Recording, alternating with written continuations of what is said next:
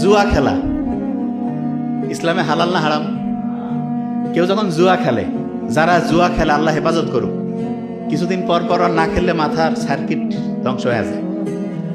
ওই কিন্তু জানে, সব জানে যে এটা খারাপ, অমুক তমুক। হারার পরে আসি আফসোস, মাথার মধ্যে হাত, কেন যে করলাম, কি আমি জানি তো। আমাদের কাছে রুগী আসেন, কি হয়েছে, কয় যে স্যার কয়েকদিন পর ওইটাতে খেলতে যদি না যাই, মনে হয় যে দুনিয়া আর কিছু নেই, খেললাম হারলাম, তারপরে খালি আফসোস যে কেন এটা করলাম।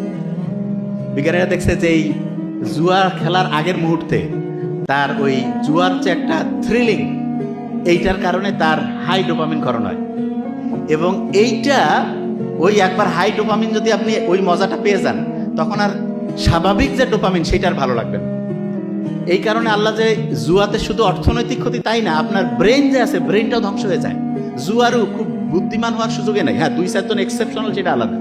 নর্মালি যে জুয়ার সাথে আসক্ত হয়ে যাবে, তার ডোপামিন অসম্ভব বেশি ক্ষরণ হবে, ব্রেইনের মধ্যে ভূমিকম্প হবে, তার ব্রেইনের যে ক্যাপাসিটি ধ্বংস হয়ে যাবে। তাইলে জুয়া এটা কি ব্রেইনে ভূমিকম্প তৈরি করতেছে কি করতেছে না? এক কথা বলেন না কেন?